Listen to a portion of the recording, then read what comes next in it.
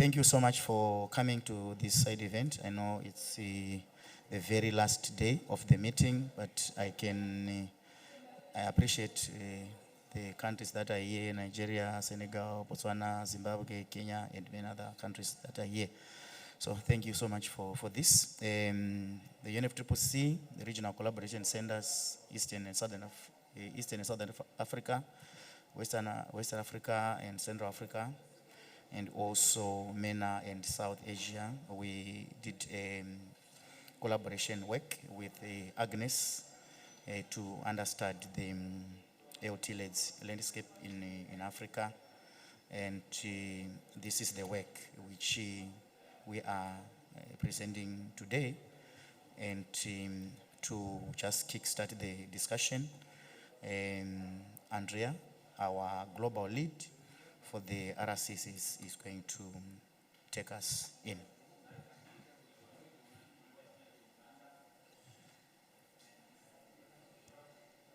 Good afternoon, everybody. And I heard that the plenary starts 2 p.m., so let me be brief and just quickly deliver my opening remarks. I'm delighted today to acknowledge the collaboration between the regional collaboration centers we have in Africa, in Lomé for West and Central Africa, in Kampala for Eastern and Southern Africa, and in Dubai for MENA and South Asia, that together with Agnes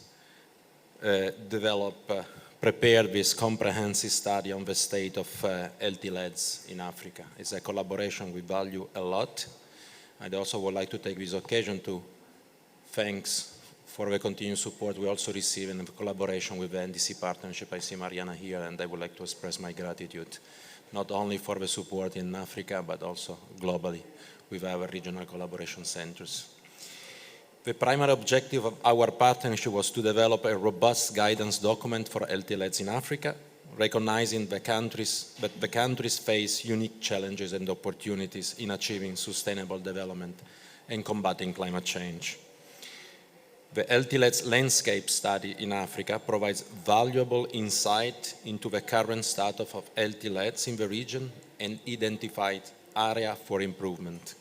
This study will serve as a foundation for informed decision-making and policy development.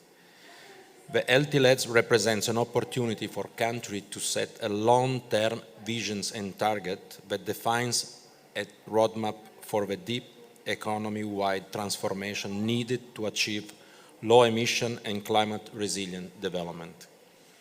By aligning the LT-LEDs with a national determined contribution, countries can ensure that steps are taken towards achieving their long-term goals. And let me add that that would also facilitate and attract, in my opinion, investment into the implementation of both LT-LEDs and NDCs. We firmly believe that LT-LEDs landscape report and the accompanying guidance will provide the necessary entry points for both countries and supporting partners to take effective climate action.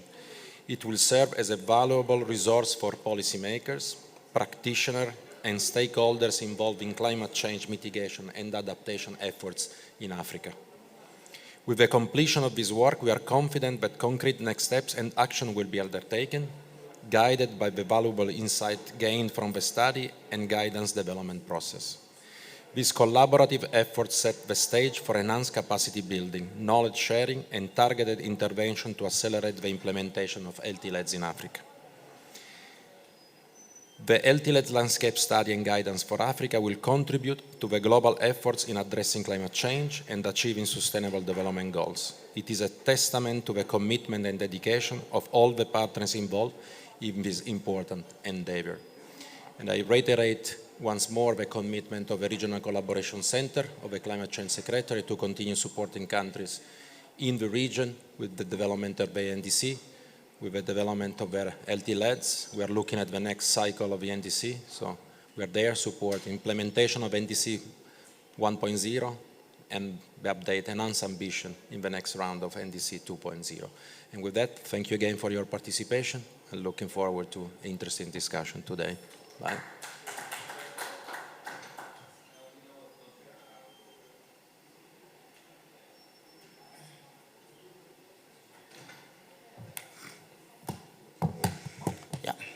Thank you so much for the remarks. We just want to put the presentation by George on the platform so that he can make a presentation. All right, thanks. Let me just.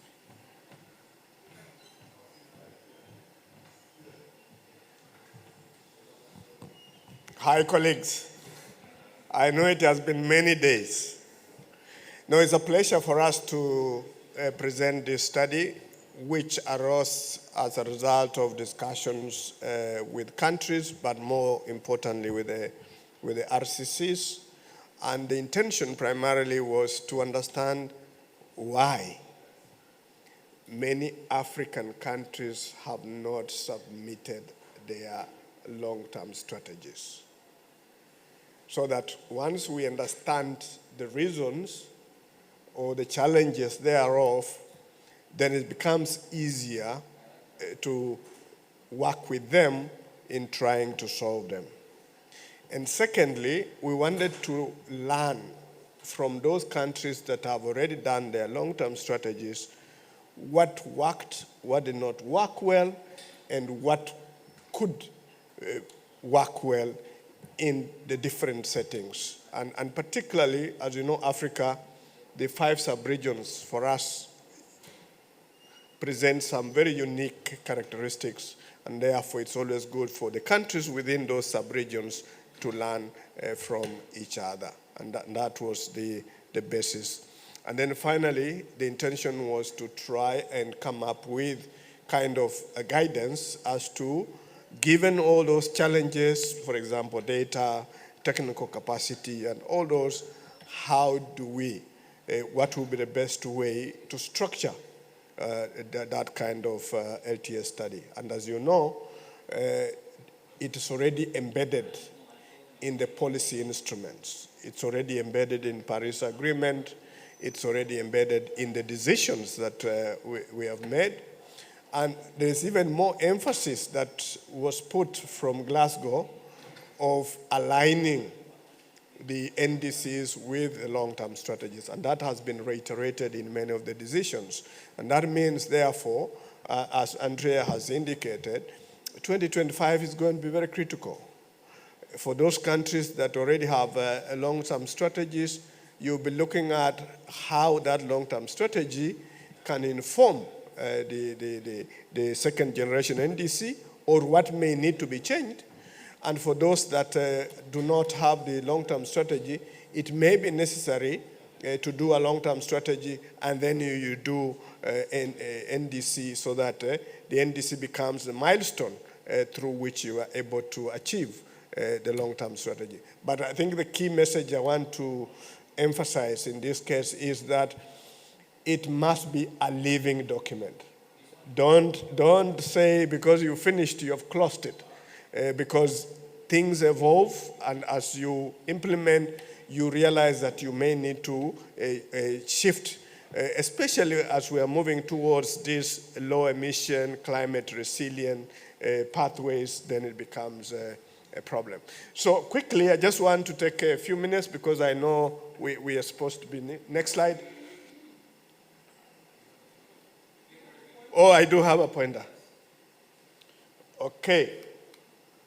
So primarily, this is we have decisions and the instruments that underpin this. So it's not something that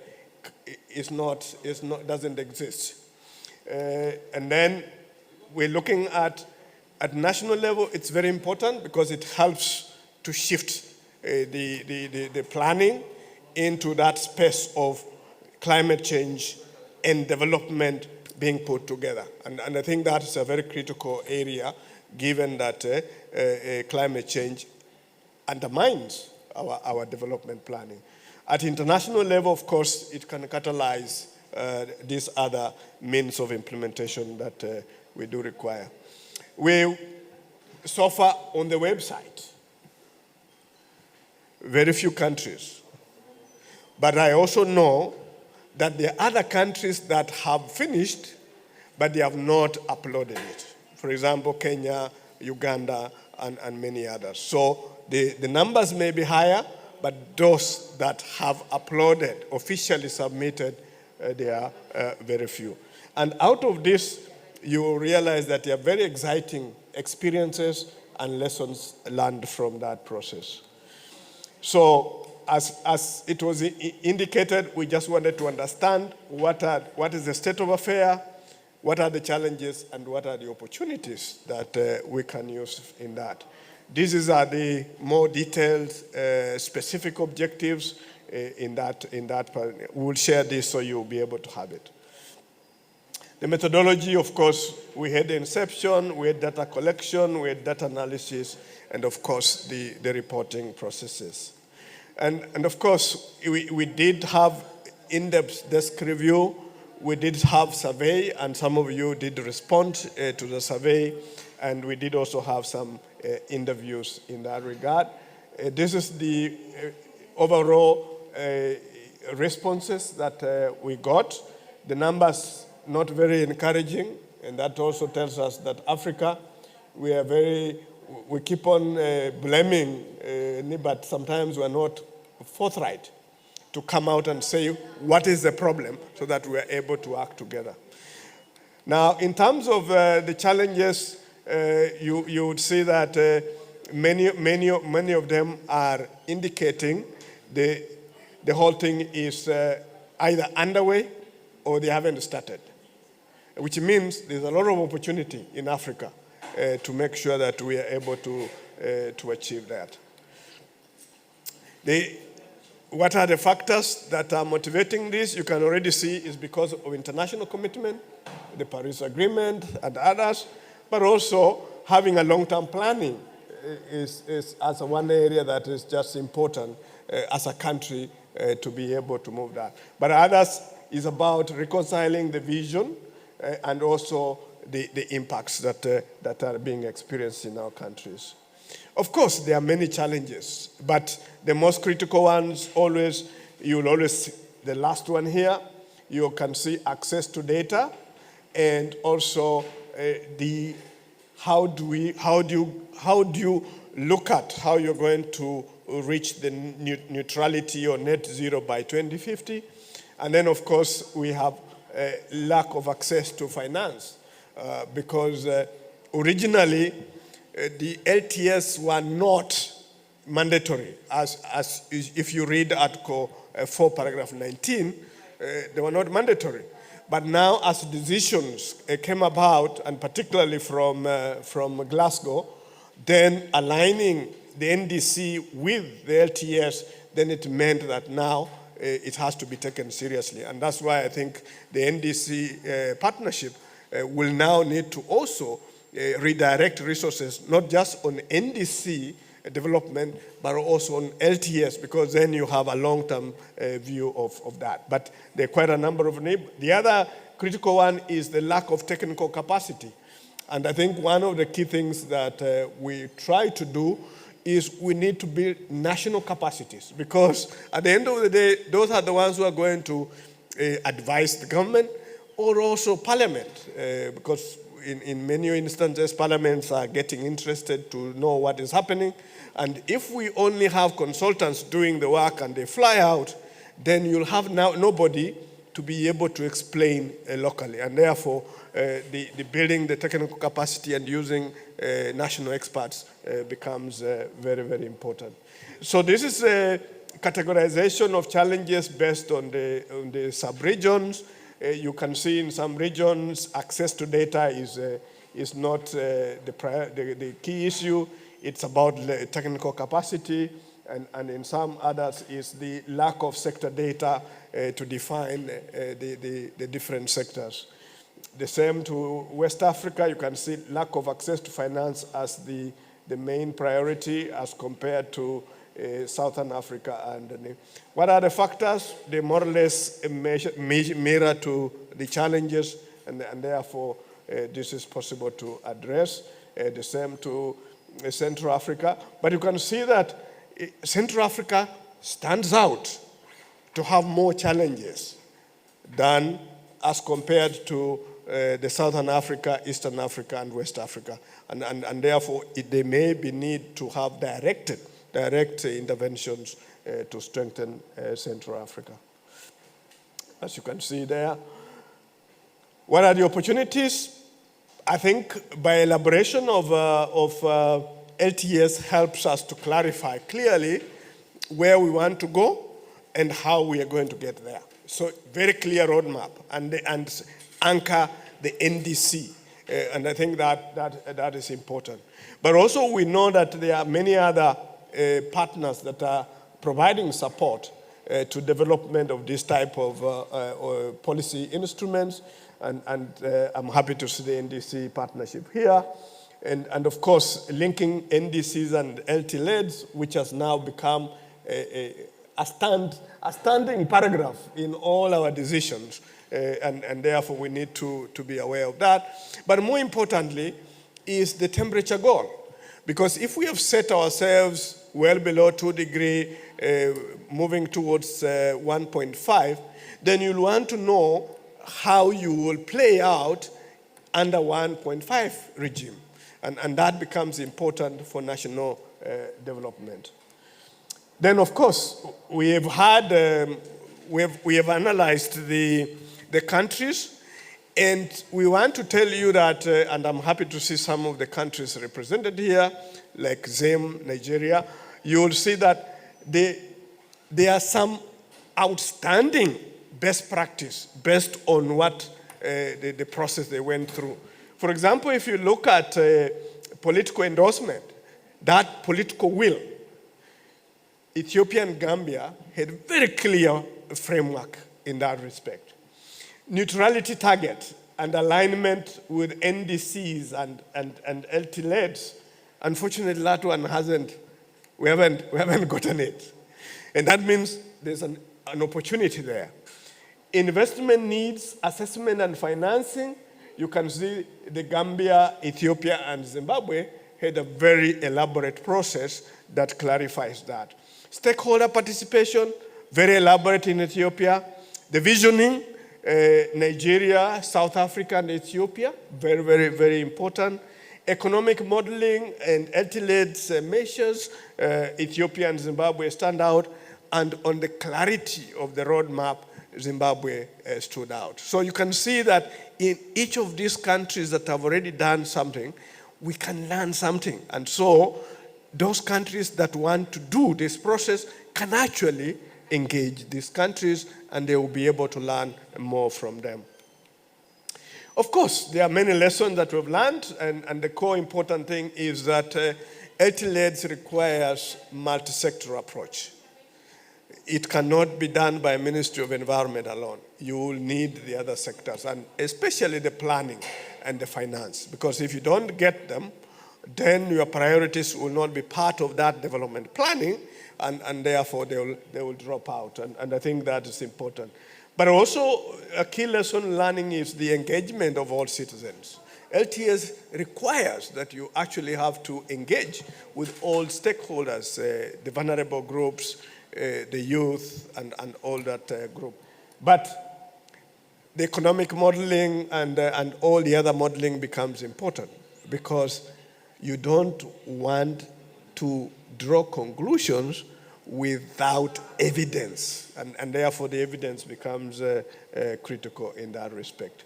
So we do have some ideas on this. We are just finalizing this, and we'll have a very clear document that how do you set up the initiation team, how do you define the objectives, and this will also be informed by the best practices that we have just talked about from the different countries. So with that, I want to end here, because I know we are under pressure of time, and we look forward to sharing this document and engaging and using it to support the rest of the continent that we need to push, so that by 2025, we should try to have as many of them having LT-LEDs as they do their second generation NDCs. Thank you very much.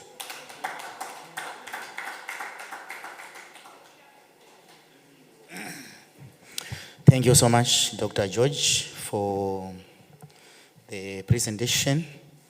Yeah, now we want to just have some quick reflections from countries maybe I can call upon the countries.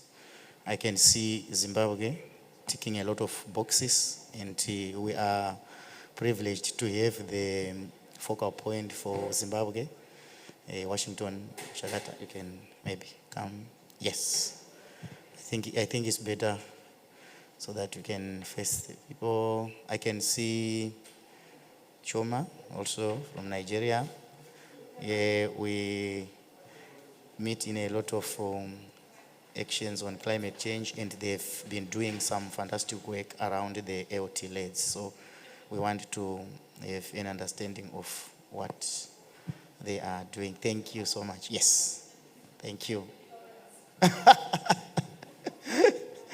I know you are always ready. Thank you. Balis, I want, you may also join the team. We just want to hear some reflection on the same.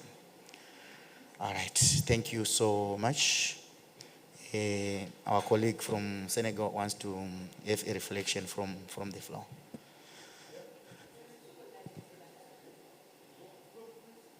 Yeah, Olami? Okay, thank you so much for this. Right, maybe to start with Washington from Zimbabwe. I know you were amongst the first movers in terms of development of the LT LEDs. And when we were doing our analysis, we were seeing that countries definitely struggle around the issues of economic modeling and also investments. And when we're doing the analysis, we're seeing that for Zimbabwe, it is sort of a clear investment framework. And possibly you may want to share experiences.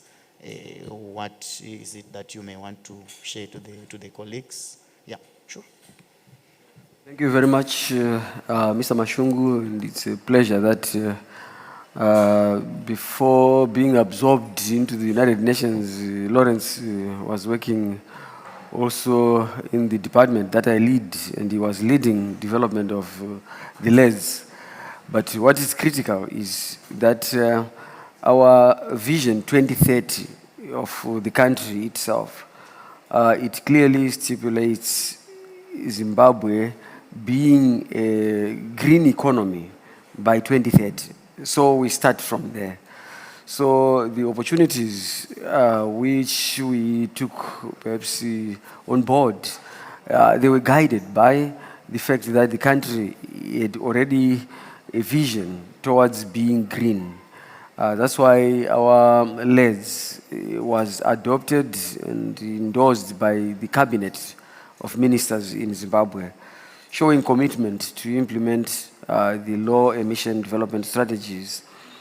And right now we're at a stage whereby we are consolidating our investment plan for the LEDs themselves, so that we identify the opportunities and see the areas which industry can take on board.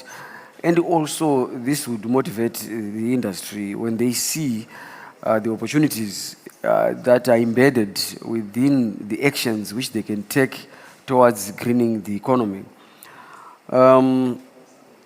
We roped in the youths also to be part and parcel of implementation of the LEDs, because normally the youths are left behind, but in the country we have roped the youths in seriously, not only for just capacitation and awareness, but also eventually for implementation. There are so many areas which the youths can play a role, because we identified over 30 areas which we can implement, which can assist in the process of implementation of the REDs, including the green jobs which the youth can be involved in. So I think for the time being, I can just leave it there. Okay, Thank you. Thank you so much for that. Yes, coming to you, Choma, from Nigeria. I know you communicated the long-term vision to on the UNFCCC website.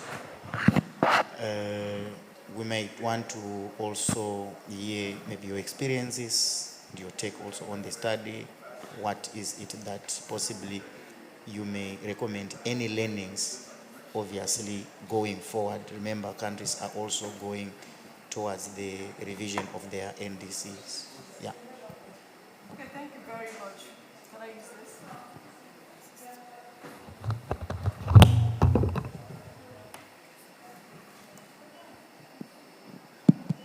Okay, thank you very much, Lawrence, for the opportunity to share Nigeria's experience. Basically, we are very ambitious. And when we submitted the first NDC, the updated NDC in 2021, we also, alongside, developed the long-term vision for Nigeria. So we submitted both documents before Glasgow at COP26. What we did, with the support of the 2050 pathway, while we were revising Nigeria's NDC, we developed the vision alongside. What we did was that the vision was like a pace setter.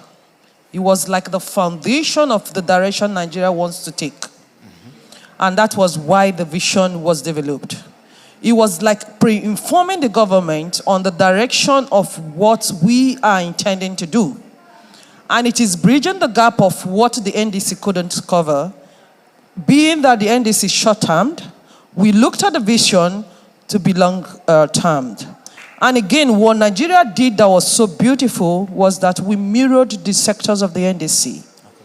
So the vision was not sufficient. When I looked at the best practices, I know you used the vision for that. Nigeria has advanced the vision because we have developed the long-term low emission development strategy document. And it was launched at this COP28 on the 1st of December by Mr. President. We are yet to deposit it to UNFCCC. But the vision was foundational. And the long-term vision, long-term low emission development strategy that we have developed now is aligned with the NDC sectors. Where the NDC stopped, the vision, the long-term started. So it's 2060 for Nigeria. We focused on 7 sectors, just like the NDC. We expanded the scenarios. We did the business as usual scenarios. We did the normal policy mapping scenarios. We did the natural gas scenarios. And we became so ambitious and did the renewable energy scenarios. Those 4 scenarios informed the LTS-led. Secondly, what we did was so beautiful is that before we started the engagement of the local experts and also with the supervision of international experts, developed Nigeria's long-term vision, we did the mapping of existing policy documents from the 7 sectors. We need to know where all the sectors' ambitions are lied, and we're aligning it with the strategies of mitigation and adaptation for the LTS-led. So that at the end of the day, there will be regional and also subnational and federal ownership. We educated the parliamentarians by bringing them for validation of the vision that we had, and they keyed into it from the beginning. So we also did stakeholder mapping, relevant stakeholders that will own the implementation, will build their capacities alongside development of the LTS-led. So now we have a whole societal acceptable document. And before announcing it to COP28, we validated it nationally and also made sure that the subnational was represented, because formulation of policy that is not implementable is the bottleneck of a disaster. So we invited the subnational government, the parliamentarians, the academicians, the CSOs, private sector parliamentarians, and also the divisional heads of all the departments and agencies, MDAs. We had quite a number of individuals who joined us virtually, and they socialized this document with them and gave them the raw document and gave them a timeline. Make your substantive inputs, because at the end of this validation exercise, an integration of your inputs is going to be a nationally binding document to inform actions. And that was done before we brought it to COP28. Another thing we did, that we looked at the vision of the present administration and aligned every sectoral mitigation objectives or the outcomes with the vision. So this vision is speaking with the government vision, so which makes the government more excited and also push them for action. What we intend to do now is this. we have a very robust document that has been owned by the nation. What we are doing now is we are presently doing the costing of the NDC implementation framework. And we don't want to do that in silos. The NDC implementation framework costing will inform the LTS investment plan so that it will be one-in-one. With the support we received from the the EU, which is through the Nigeria Climate Change Response Program, we have developed institutional MRV system, and we're linking the two. As we're monitoring progress of the NDCs, is also monitoring progress of the LTS lead. So we have a robust system in the MRV system that is not only sectoral, but also sub-sectoral. And we know who are custodians of those data, and those data even informed the development of the LTS lead. There are a number of exciting stories that we have done in the Nigeria NDC. Time will not permit me, so I'll give the floor to Lawrence. Thank you for the opportunity. Thank you so much. Country ownership, yeah, so you can see as we move, there's a lot of definitely of improvement as we move forward. So I'm sure as we are going for the NDC update to definitely have more improvement. And the good thing is like we have countries that have done a lot, and many of them have ticked a lot of boxes, which means there is embedded capacity in those countries. Then we can be able then to have some learning experiences working together to improve the search. Lamin, maybe for you on the agriculture side, I know you have sort of done some work around sectoral long-term strategies. I know agriculture is very critical in Africa, for sure. So possibly your experiences around that. Sure. Okay. Okay, thank you. I'm glad to take part to this panel as a representative of Senegal, which also is elaborating its LTS. But we use a different way because we are preparing in a parallel manner the LTV and the LTS. So the long-term version is now is also being prepared by another department and working with all sectors to see what will be the vision and the relevant sectors on which we can engage on.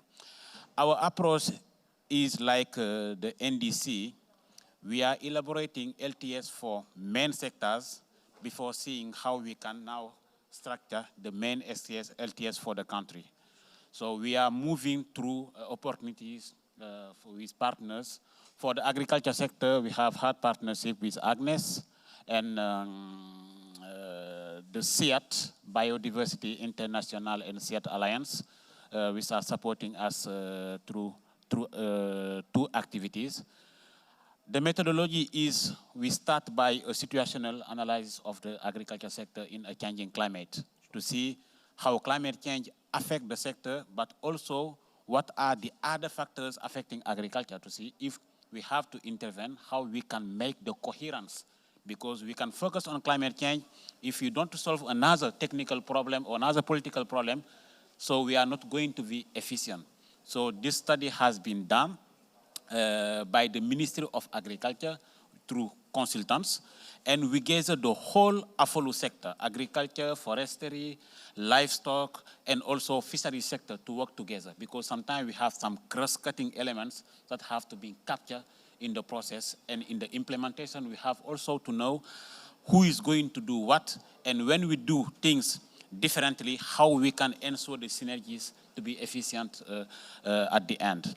So this study has been done, and separately also we have some, we have working with some consultants on physical science.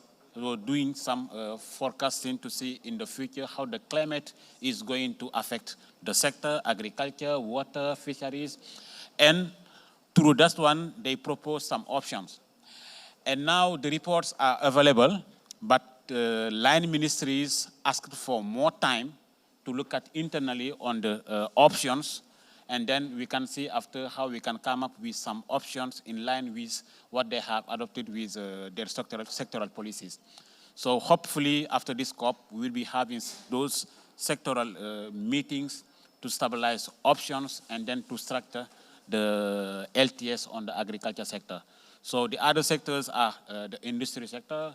We have also the water sector, but those one we are also looking for some partnership to see how we can elaborate. We have used the same methodology as NDCs and as also NAPs to have in those sectoral LTS and then to see after how we can structure the national LTS. Thanks. Thank you so much. And lastly, for Botswana, I know you are in the process of having your LTV with the Africa Development Bank, and you are in the process. And I'm sure you've also interacted with a lot of these countries for our trainings, and also even the one that we had in Nairobi. Thank you. And I'm sure you're in the process, obviously, of interacting Agnes and many other organizations on the same. Exactly. Possibly your experience is on the same. And obviously, moving forward, you'll be able to be maybe the country that will be able to tick almost all the boxes, because you now have all this experience, with countries. All right. Yes. Thanks a lot, Machungu, for facilitating, and thanks to the speakers who spoke before me. Actually, I wish I could say they've said everything I would have said, but my story is not as exciting as theirs, and I wish to commend those who are already a step ahead to say we are following and we are learning from them. Because where I come from, there is a saying that says things you learn from your neighbors are a lot easier to grasp. So, ladies and gentlemen, my name is Balisi Hopolam from Botswana. I'm the climate change coordinator as well as the national focal point. 2 months now into that level, so you can see I'm fairly new. But in the climate change space, I'm more like a veteran. I started like COP15. So what I want to share with you, well, we're here obviously because we are party to the Paris Agreement and the Convention. But in our case, we are not there yet where everybody is, because I'll start mainly with the challenges. It's always nice to start with what you have done, like what Dr. Omokoya did, then we talk to challenges. You see, we have not institutionalized climate change back home where I come from. Okay. So we don't have a dedicated directorate or department or even a ministry that talks to climate change. This in itself hampers to what level you can internalize or domesticate even the convention or the policy itself. But however, we're a country which is, we experience drought episodes from time to time, and we blame it on other things, nature, maybe God not being on our side, but we have to reason to believe that climate change has now become a factor that we have to act. Yes. So now we also don't even have a dedicated budget line for climate change. So it shows the level of outreach that you can do without those structures. But anyway, thanks to the support that we're getting from our development partners, like the GF and others who have enabled us to, from time to time, develop reports to the UNFCCC, such as national communications. We have done our inventories and all that. So this has been informing us. We are also a carbon-intense economy. We have lots of coal reserves in the country that can last, I don't know. Lately, we are having people from Europe actually coming to buy our coal. It shows to say that our coal is of good quality. They are switching back to coal for survival, of course. And for the same reason that we are doing it, for survival, because we cannot adapt in the dark. We need that energy for our industry. So endowed with so much coal, our energy mix is heavily reliant on coal. But however, since we became a party and participating in these processes, there's been eye-opening to a point that the silo mentality of wanting to do things our way, we now know what sort of things to do. To a point that, like I did mention, back home, our energy is still from coal. Even the Ministry of Finance, we are still not embracing climate change much. So we transfer water 300 kilometers, still using coal to push it. But now we are finally waking up. We have, as of late, developed a climate change response policy, which Parliament adopted in 2021. And allow me to embarrass my very good friend, Dr. Mukoya. He was very instrumental. And I don't know, he doesn't like me saying it, but thanks to him, I will forever be grateful for that, because had it not been for them, when we were still at COMESA, we would not be having a policy. Our policy was adopted. We have a strategy as well. And also going to Paris, we submitted an NDC, just quite ambitious, to say with what we could do, mainly from the energy sector, we could reduce up to 15% by 2030 on the 2010 baseline. And our NDC became part of the Paris package. So at least we are moving in the right direction. At least now we are also updating this NDC to, obviously, as called to do so by the Paris Agreement. And now we are seeing more appetite from the energy ministry, introducing renewables. They just floated a few, megawatt, about 150 megawatts, 2 of them for solar, because we are also situated in the belt where we get so much irradiance. So which means there's ministries are becoming, they're talking to each other now. But then also lately, as of last year, we met with AFDB. We engaged in these processes they're helping us develop an LTS and LTV, which means the project was launched last November. So which means we're very grateful for this development, because we see this as going to inform how we move forward, and more importantly, inform our next cycle of NDCs, because it was also endorsed by Parliament, it was endorsed by the project.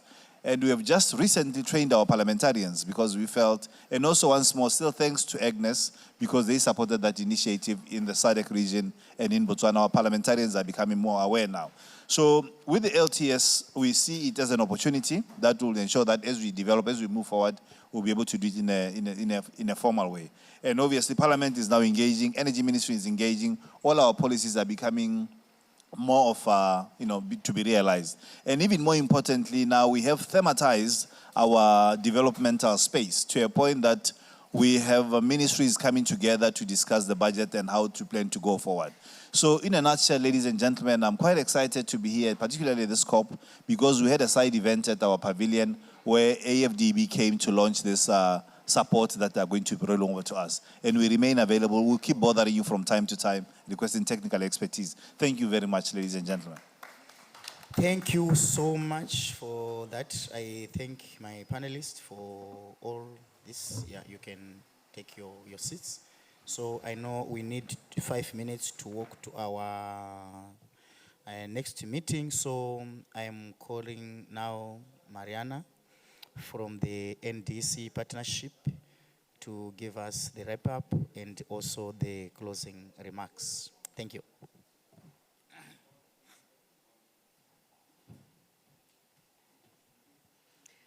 Thank you all so much. I know we're in the home stretch, and I am glad to be here with you, listening to the experiences of 4 countries and having this conversation, which I think is going to propel us as we move forward coming out of this COP. So once again, my name is Mariana Panuncio Feldman. I am Country Engagement Director for the NDC Partnership, and it's a pleasure to be here today. I want to extend a special thanks to the UNFCCC RCCs from Kampala, Lomé, and Dubai, the Africa Group of Negotiator Expert Support, and Climate Analytics for conducting the study on LT-LEDs in Africa, which is, by the way, among the first of its kind. So what I wanted to share is that, this study, I think, provides a valuable analysis on the state of play, the challenges and the opportunities related to LT-LEDs in the region.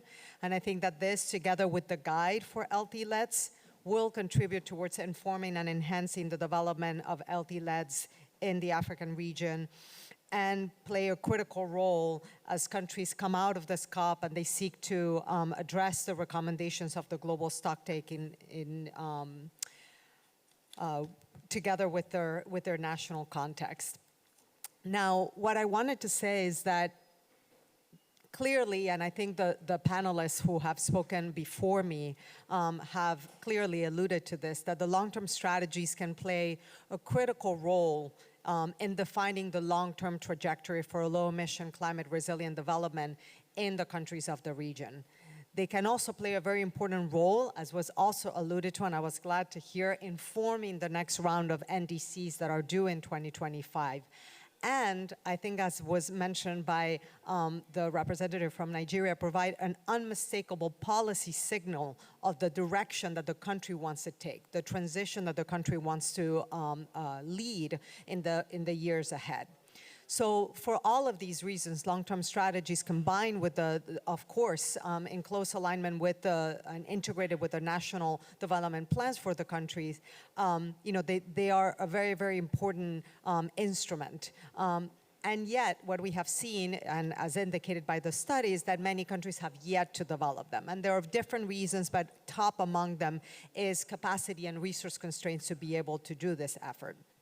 And this is why the NDC partnership, as a global coalition of developing and developed countries and institutions committed to addressing climate action in line with development goals, launched a thematic call to address this very issue last year at COP27.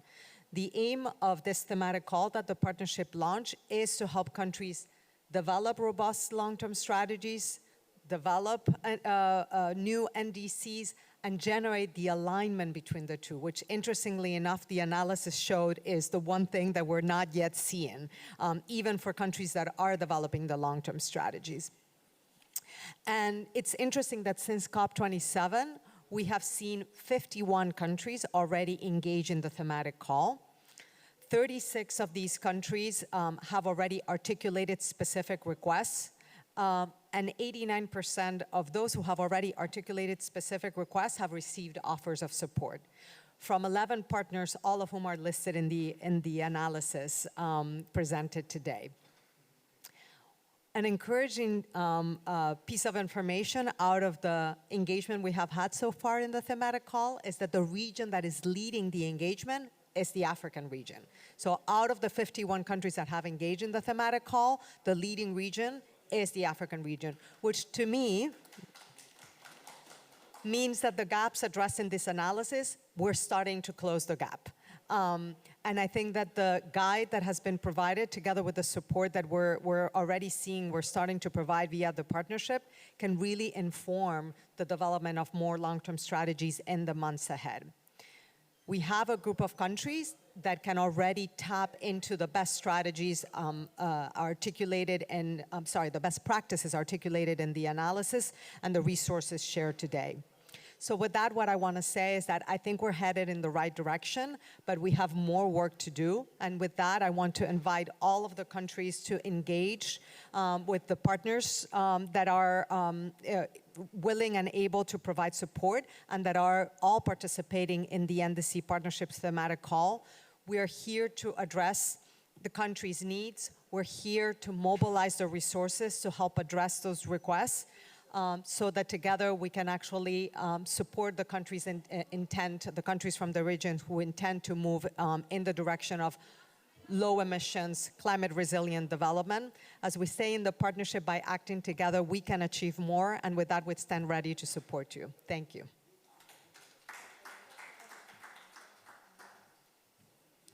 Thank you so much. Can we just see